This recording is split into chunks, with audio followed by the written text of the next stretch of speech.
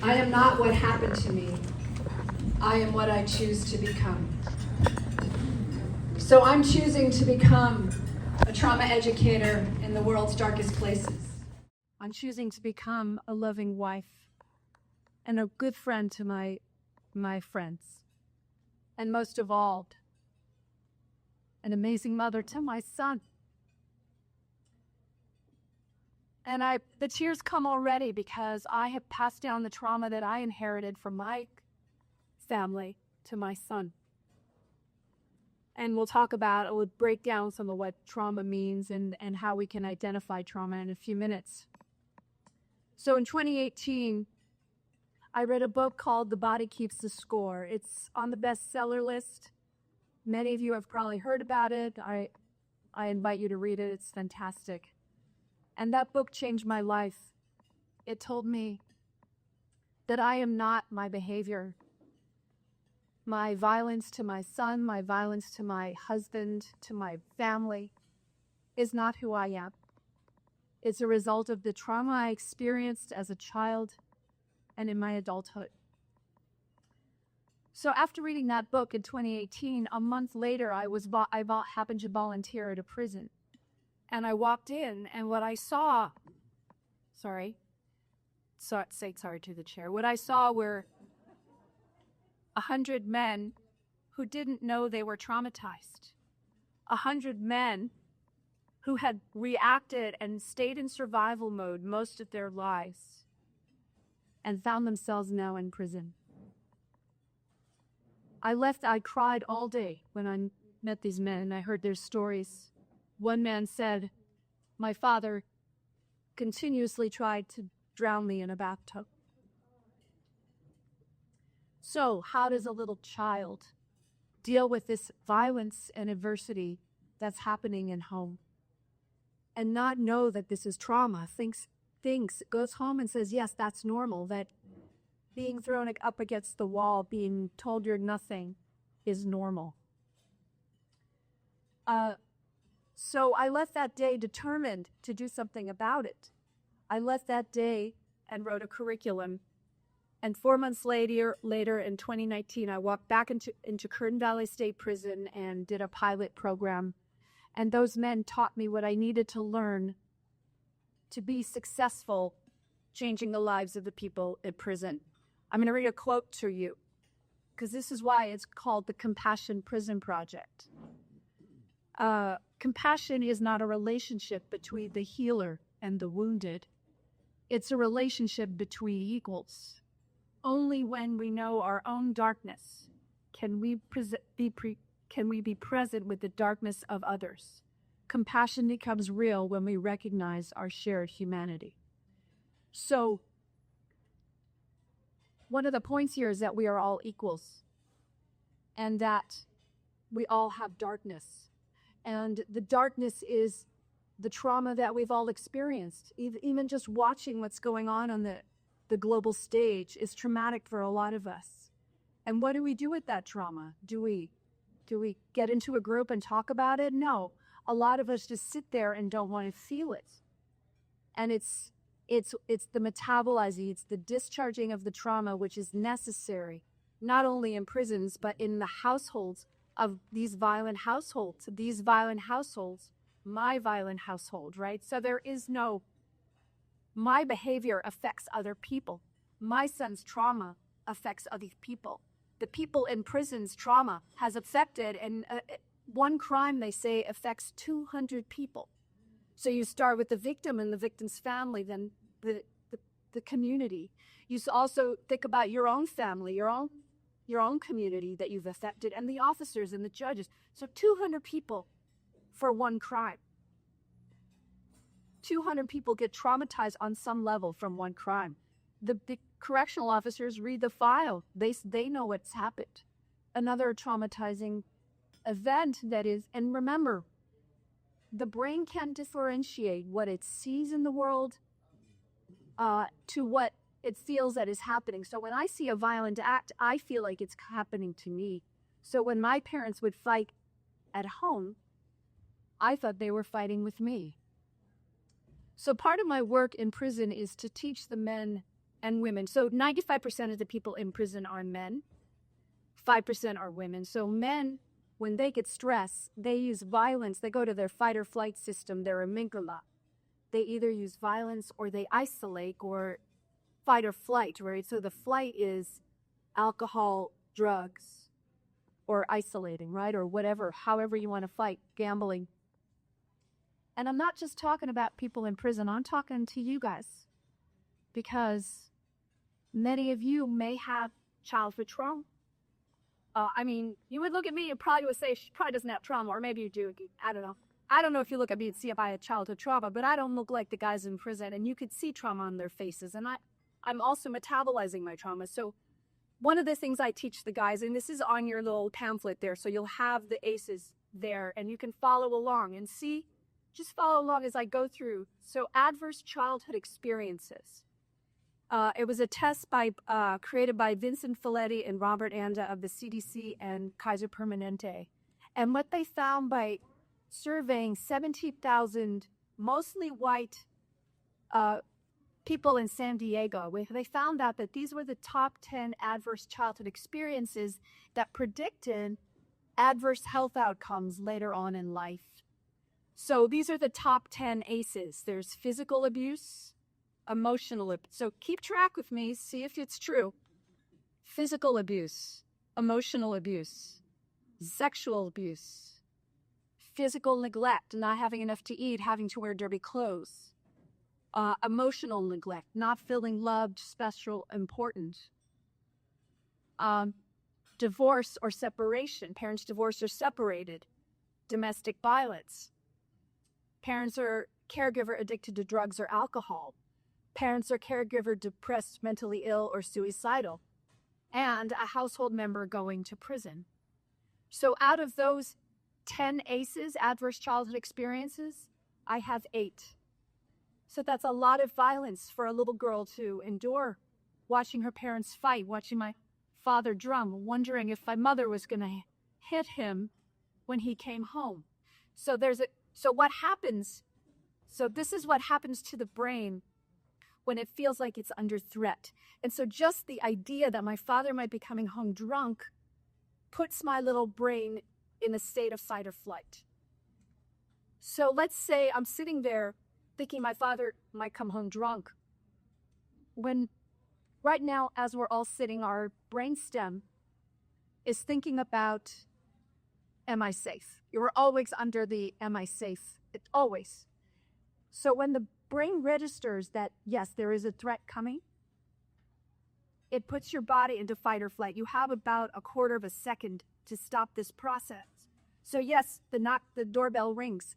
So now my body is in fight or flight, and suddenly adrenaline and cortisol go through my body so that I'm ready to either fight with my punch or run away or go into freeze or fawn, which is like, is everything okay? That's a freeze. That's a fawn response.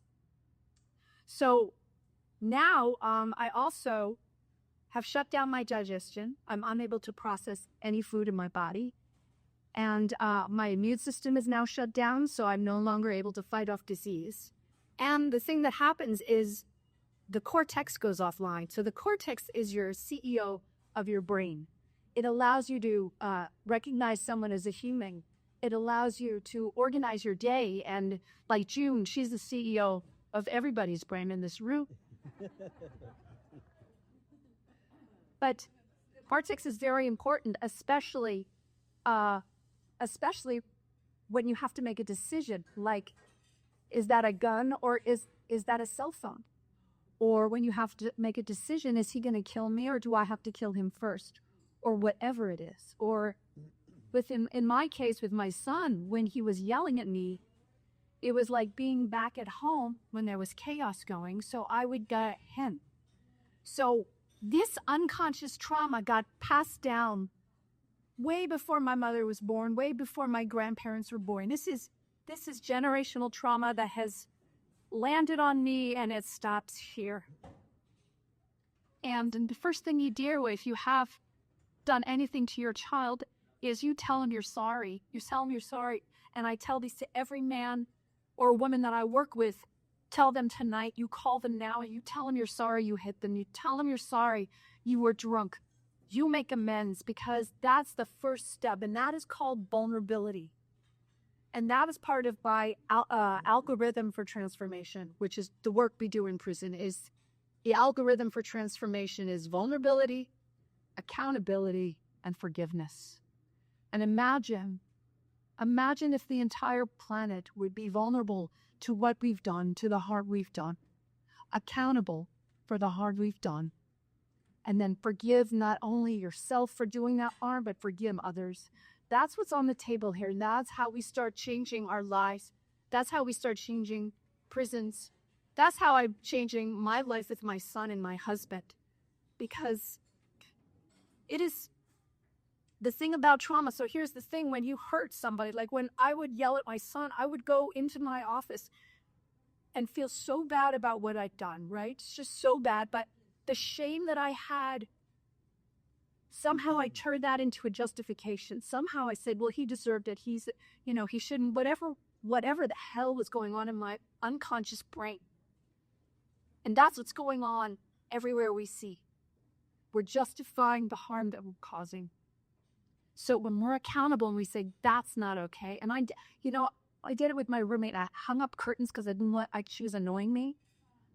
And it was not nice. And I did this. I basically have gone through my past and made amends with everybody, including Amy. I apologized to Amy on Facebook, and we healed that. We healed that energy that was just, it's stuck. It's trauma. Trauma sticks. The energy gets stuck. And, my trauma happened when I was 3, when I was 7, and those things still trigger me. I can still be triggered. So that's what's happening. I'm learning to regulate my nervous system. I'm learning to watch myself. If I get reactive, okay, now I'm not going to be reactive again. I got to catch up now. I got to catch up because I went off script, so I'm sorry. So examples of my violence. Keep my glasses on. Blaming, judging, criticizing, impatience, negativity, arguing, fighting. I want to read about the ACEs. I want to go back to the ACEs for a second. So the more ACEs you have, the worse your health outcomes later on in life. But also, so these are the statistics. We surveyed 3,000 men and women in prison. And in the U.S., 64% of the people in the U.S. have one adverse childhood experience. In prison, that number is 98 to 100%. In the U.S., 15% have 4 or more ACEs. In prison, 75% have 4 or more ACEs. And 64% of the men and women I surveyed have 6 or more ACEs. And so here are some of the health outcomes that happen from ACEs. 3 or more ACEs, 60% increase of autoimmune diseases, including lupus, multiple sclerosis, rheumatoid arthritis, and type 1 diabetes. 4 or more ACEs, 2.5 times more likely to be diagnosed with cancer or lung disease. 4.5 times more likely to face depression and Alzheimer's. 7 times more likely to go to prison. 12 times more likely to attempt suicide. And a huge increase of becoming a victim of opioid abuse. 5 or more ACEs, 8 times more likely to become an alcoholic. And here's the kicker. 6 or more ACEs shortens your lifespan by 20 years. And this is the same thing that we see with correctional officers, police officers, first responders, because of the trauma that they're holding in their bodies. I told you, it turns off your immune system. And if you're in a state of hypervigilance all day long, you are not fighting disease. You are not living a long life. My father died at 62. I'm 62 right now. And my mother died at 69. Both had high ACEs. And, you can tell somebody who's, anxious or something like that. That's adverse childhood experiences. You could just tell. And, anyway, I don't know. I don't want to generalize anything. So what we do, this is our 16-week curriculum. And There's 16 weeks, 16 videos, and there's 16 workbooks. This is the first 2 workbooks. And we teach the men and women a lot more than what you just learned, but we just teach them how to regulate their nervous systems. We teach them tapping and havening. They learn about EMDR. They learn about ways to regulate their nervous system, ways to be aware that suddenly they're going into a state of fight or flight. Such an important piece. It's something that we get to work on as we start healing. But the big thing, this is what I learned from Dr. Bruce Perry, who wrote a book called What Happened to You with Oprah Winfrey. Anybody read that? Anyway, he says in his book, he says, community is the thing. We need to witness each other as we're talking and telling our stories. And that's why this is working so well. Just like AA or NA, and when you are bearing witness, it changes, what happens is, so a guy will say, a lot of men especially don't want to talk about trauma or their past or being violated in any way. But when some guy does talk about it, the men get to hear their story being told by somebody else, and it opens the door for them to share. Women are, men don't want to talk. Women, and when we get stressed, we go to our cortex and we want to talk. We want to talk until it drives my husband crazy. But that's good to know that men want to isolate or use violence when they're stressed, and women want to talk. So now when you see your husband going off and just sitting in his office for 3 hours, let him be. That's what he needs to do. Because men don't even know how they feel. Women have more myelin across the 2 regions of the brain. So when we get a feeling on the right side of our brain, we've got the words to say, I'm feeling frustrated, I'm feeling sad, I'm feeling depressed. My husband has no idea how he's feeling. It takes him 4 days to sit in it. Oh, yeah. I was annoyed at him. Or my son, I ask him how his day at school was. He has no idea. The question to ask your son is, tell me a funny thing that happened today. Now we're in the gate. But I didn't know this. I didn't know this until now my son's 19 and he's going to college. So what the heck? Anyway, this learning about the brain is one of the things I teach them. I teach them about the brain science so that they know this is not just me saying you're a good guy, that you're okay, that you have purpose. It's evidence that says what you did was what you had to do at the time. And here's the thing. Everyone in this world, including sociopaths, including criminals, are doing the best that they can at the time that they're doing it. Otherwise, if they knew better, they would do better. And same with me when I was yelling at my son, if I knew better, I would do better. And you better believe that this is why I'm doing this work, because if someone had told me that I was hurting my son's brain, you better believe I would have gotten into therapy a lot longer ago. And that pain wouldn't haunt me for so far most of my life. So that's what's on the table here, is we can transform our family history. And the Native American says when you heal something in your past, it goes 7 generations before you and 7 generations ahead. So the power of you healing yourself is unimaginably powerful. And a lot of people say, I have no purpose. Well, one of your big purposes in life is healing yourself. Because what happens, the energetics that open up when you heal, it's quantum. It goes way beyond just you and your family. Because when my son's in better shape, he's going to affect his whole dorm. When my husband's in better shape, all of his friends are going to feel better. And when me in the gang now, when I go to prisons, we're going to change the whole darn thing. So I'm going to tell you the greatest thing that's happening right now. One day I thought, okay, great, we got these groups. So we've got groups.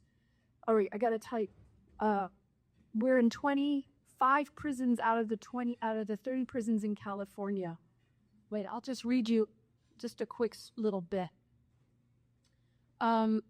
We just had graduations in Los Angeles State Prison, Pleasant Valley, North Carolina, Indiana, Mississippi. We have more graduations in December in Montana, in CTF in Soledad and Pelican Bay. And now we're also global. So we are in all 3 prisons in Northern Ireland. We're in New Zealand. We're in Colombia. We're about to start in Mexico again. We're in discussions with Ireland, not just Northern Ireland, but Ireland, the rest of the UK. We're also in Ohio, in Maryland, in Michigan, in Florida, Texas, Rhode Island, and Kentucky.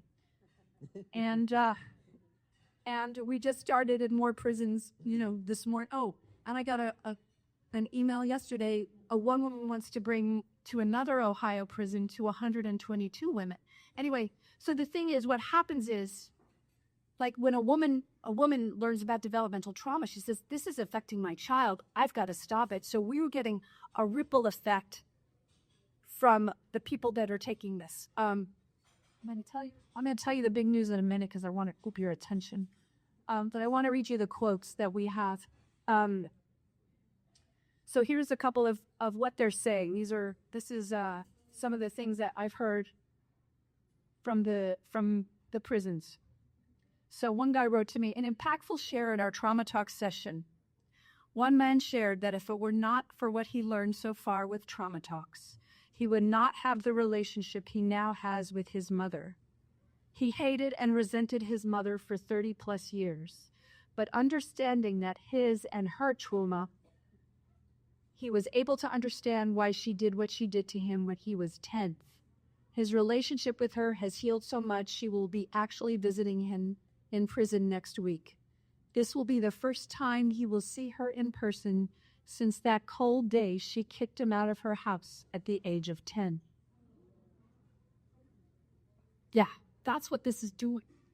I'm going to continue. I got a couple more to share with you. I forgave my mom for abandoning me. That's another person. My ability to deal with conflict has improved beyond what I thought I was capable of. I share this class with my older son and his kids. I've told him the importance of healing from his trauma to help him with my grandsons. So we got intergenerational trauma getting healed from one guy taking this class. Just the thought of that, because my North Star is to end child abuse. What happened to me should not happen to a little girl. What happened to those men in prison, those women in prison, should not happen to them. Here's another one.